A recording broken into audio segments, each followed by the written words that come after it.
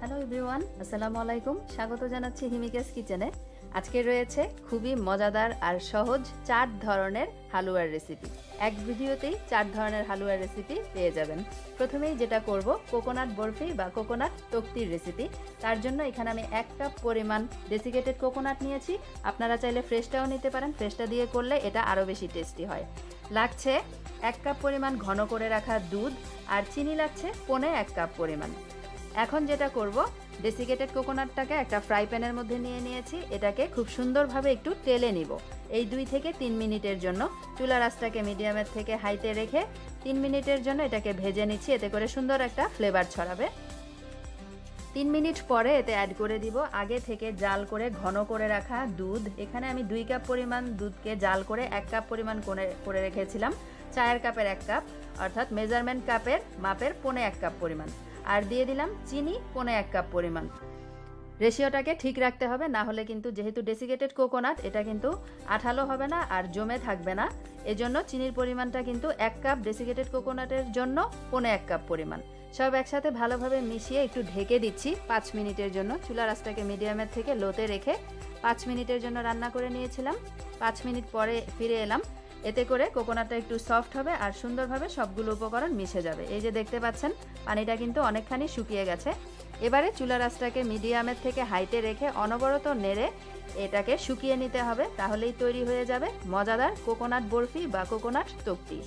আর এই হালুয়াটার মধ্যে কোকোনাটের ফ্লেভারটা আমার কাছে বেশি ভালো লাগে, তাই এতে ঘি বা কোনো রকমের এলাচির পাউডার আমি অ্যাড করিনি। তবে আপনারা চাইলে পছন্দ অনুযায়ী এলাচির পাউডার অ্যাড করে নিতে পারেন। সেক্ষেত্রে 1/4 টিস্পুন করে নিলেই হবে।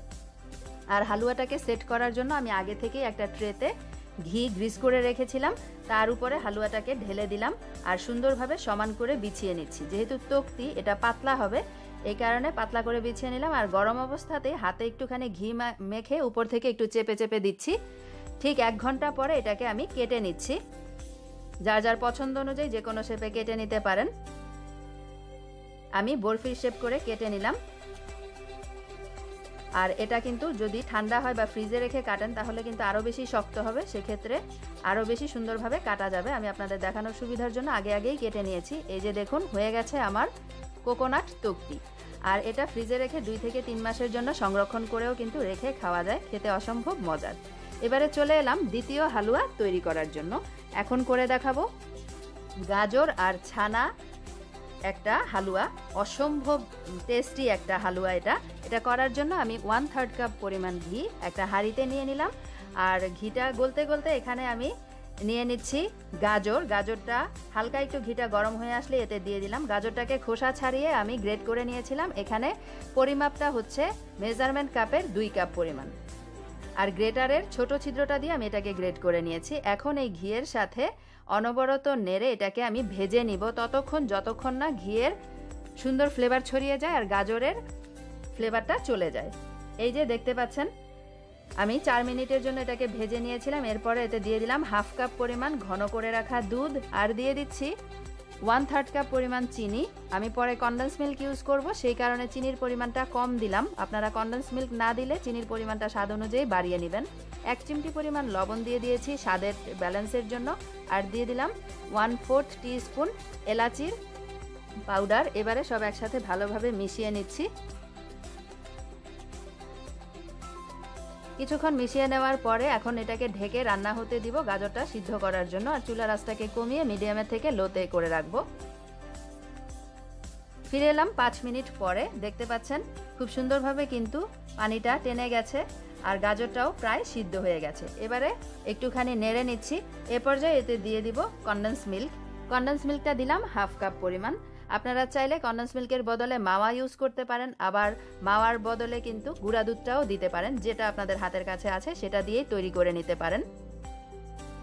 তবে অবশ্যই যে কোনো একটা ইউজ করতে হবে, তাহলে কিন্তু এটা অনেক বেশি টেস্টি হবে।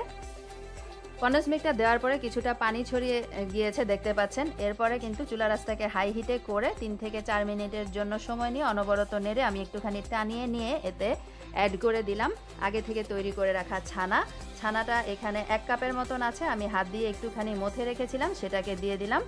এবারে ততক্ষণ পর্যন্ত এটাকে রান্না করে নেব যতক্ষণ না হাঁড়ির গা ছেড়ে আসে। এই যে দেখতে পাচ্ছেন আরও 5 মিনিটের জন্য এটাকে রান্না করে নেওয়ার পরে হালুয়াটা তৈরি হয়ে গেছে।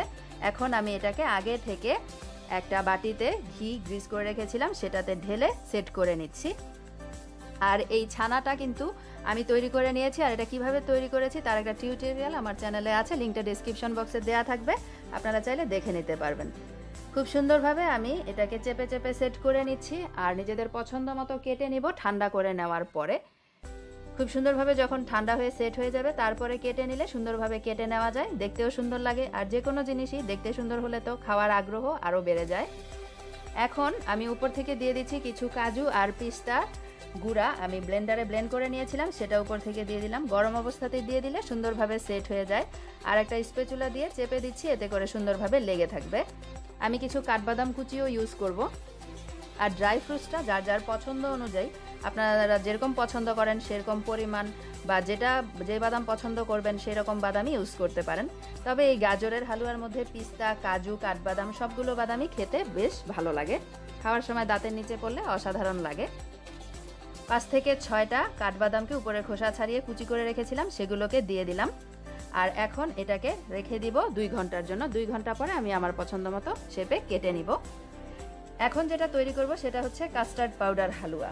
তৈরি করতে একদমই কম সময় লাগে আর উপকরণও একদম কম লাগছে। 1 কাপ পরিমাণ চিনি, সাথে হাফ কাপ পরিমাণ কাস্টার্ড পাউডার, আর দিয়ে দিচ্ছি 1 কাপ পরিমাণ পানি। এই 3টা উপকরণ একসাথে এখন মিশিয়ে নিতে হবে যতক্ষণ না চিনিটা সুন্দরভাবে গলে যায়। এত কম সময়ে যে এত মজাদার হালুয়া তৈরি করে নেওয়া যায় আর এত টেস্টি, বাসায় যদি তৈরি না করেন তাহলে বুঝতে পারবেন না। একবার অবশ্যই ট্রাই করবেন, দেখবেন বাচ্চারাও পছন্দ করে খাবে। একটা হুইস্ক দিয়ে খুব ভালোভাবে নেড়ে আমি মিশিয়ে নিলাম। যখন চিনিটা গলে যাবে তখন হালুয়াটাকে তৈরি করতে চলে যাব। এই যে একটা ফ্রাই প্যানের মধ্যে আমি ঘি নিয়ে নিচ্ছি 2 চা চামচ পরিমাণ। এই হালুয়া তৈরি করতে খুব বেশি ঘি লাগে না, অল্প ঘিতেই হয়ে যায়। ঘিটা যখন গরম হয়ে এলো তখন এতে দিয়ে দিলাম কিছু কিশমিশ, 2 টেবিল চামচ পরিমাণ কিশমিশ দিয়ে দিলাম। আগেই বলেছি আপনারা আপনাদের পছন্দ অনুযায়ী যে কোনো ধরনের ড্রাই ফ্রুটসই ইউজ করতে পারেন। আর দিয়ে দিচ্ছি সে আগে থেকে গুলিয়ে রাখা মিশ্রণটা। আর একটা হুইস্ক দিয়ে অনবরত চুলায় দেওয়ার পরেই কিন্তু নেড়ে নিতে হবে, কারণ এটা খুব তাড়াতাড়ি জমে যায় বা এতে দলা পাকিয়ে যায়। দলা বেঁধে গেলে কিন্তু মিশাতে খুব সমস্যা হয়, সেই কারণে অনবরত নেড়ে নিতে হবে। আর হুইস্ক দিয়ে মিলালেই এটা খুব সহজেই মিশিয়ে নেওয়া যায়। এই যে দেখতে পাচ্ছেন 3 মিনিট পরেই হালুয়াটা জমে এরকম হয়ে গেছে। 3 মিনিট পরে আমি এতে একটু ফুড কালার দিয়ে দিলাম দেখার সৌন্দর্যের জন্য, তবে আপনারা পছন্দ না করলে বাদ দিতে পারেন। আরও 2 থেকে 3 মিনিট পরে এটা একদম হাঁড়ির গা ছেড়ে এসেছে, অর্থাৎ হালুয়াটা তৈরি হয়ে গেছে। টোটাল 5 মিনিট পরে আমি হালুয়াটাকে চুলা থেকে নামিয়ে একটা কেক মোল্ডের মধ্যে নিয়ে নিচ্ছি। আপনারা যেটাতে সেট করবেন, যেই ট্রে অথবা মোল্ড অথবা বাটি, সেইটাতে আগে থেকে ঘি মাখিয়ে তারপর রেডি করে রাখবেন হালুয়া তৈরি করার আগে। তাহলে হালুয়াটা হয়ে গেলে খুব ঝটপটি সেটার মধ্যে ঢেলে নেওয়া যায় আর সুন্দরভাবে সেট করে রাখা যায়। হালুয়াটা জমে গেছে, এই যে দেখতে পাচ্ছেন। ঠিক 2 ঘন্টা পরে এটা ঠান্ডা হয়ে গেছে। এই যে একদম জমে গেছে। আমি ঠান্ডা করে নিয়েছি। এখন এটাকে একটু কুকি কাটার দিয়ে কেটে নিব যেন দেখতে সুন্দর লাগে। আপনারা যে রকম শেপ পছন্দ করেন সেভাবেই করে নিতে পারেন। আমি একটুখানি দেখিয়ে দিচ্ছি, আমার কাছে দেখতে খুব ভালো লাগে এই হার্ট শেপের কুকি কাটার দিয়ে কেটে নিলে, তাই আমি কেটে নিচ্ছি। এই যে দেখতে পাচ্ছেন, নতুন রাঁধুনিদের জন্য এটা একটু আমি দেখিয়ে দিলাম। বিশেষ দিনে বিশেষভাবে যদি কিছু তৈরি করে উপস্থাপন করা যায় তাহলে উৎসবের আমেজটা কিন্তু আরও কিছুটা বাড়তি মাত্রা যোগ করে, সেজন্যই এইভাবে করা। এখন সবশেষ যেই হালুয়াটা তৈরি করব সেটা হচ্ছে বেসনের হালুয়া। খুবই সিম্পল কিন্তু খেতে অসম্ভব মজার। হালুয়া তৈরি করার আগে একটা সিলিকন মোল্ডের মধ্যে ঘি মাখিয়ে রেডি করে রাখলাম। আর একটা ফ্রাই প্যানের মধ্যে আমি প্রায় হাফ কাপের মতো ঘি দিয়ে দিয়েছিলাম। ঘিটা যখন গলে গেল তখন এতে দিয়ে দিলাম বেসন। বেসনটাকে আমি আগে থেকে চেলে তারপরে ইউজ করছি, কারণ অনেক সময় বেসনের মধ্যে দানা দানা বুটের অংশ থাকে বা ডালের অংশ থাকে, ময়লা থাকে, সেগুলো যেন চলে যায় আর স্মুথলি হালুয়াটা তৈরি হয়।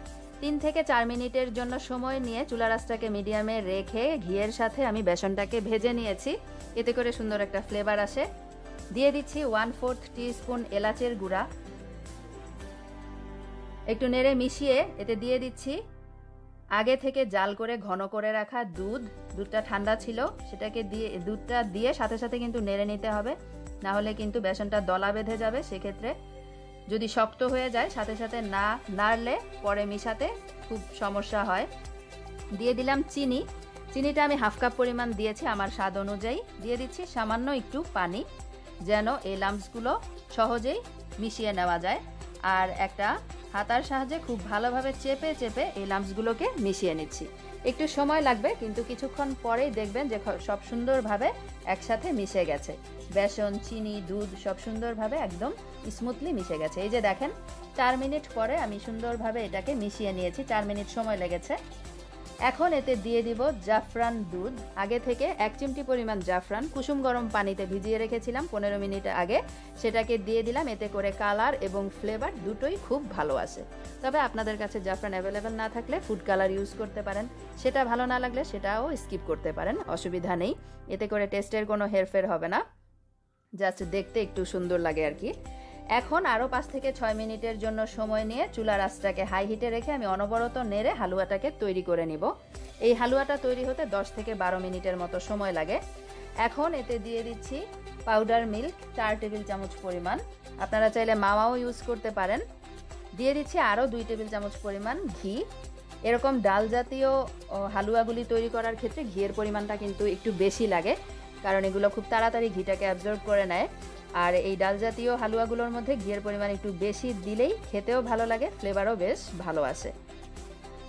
সব একসাথে খুব ভালোভাবে মিশিয়ে নিয়েছি।